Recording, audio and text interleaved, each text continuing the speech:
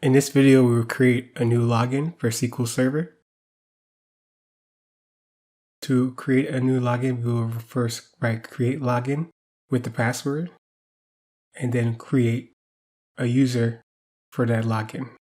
The username does not need to be the same as the login name, but you should remember what names are associated to what logins.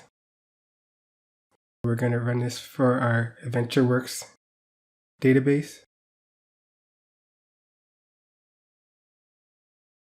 And successful. So now let's go try to log in with our user. We're going to open up another SQL Server login and try to use our new login.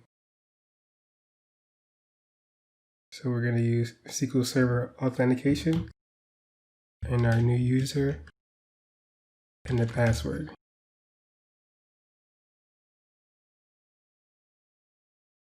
And we were able to connect, but we cannot see any tables. So for that, we need to grant the user some privileges, and we're going to add a role. So let's look for a role for the user. Let's choose database reader. We just want the user to be able to pull back data. And to write that, we're going to add role reader to the new user. And we'll execute that, and that's successful.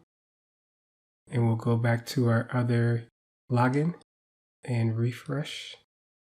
And now we have access to the database.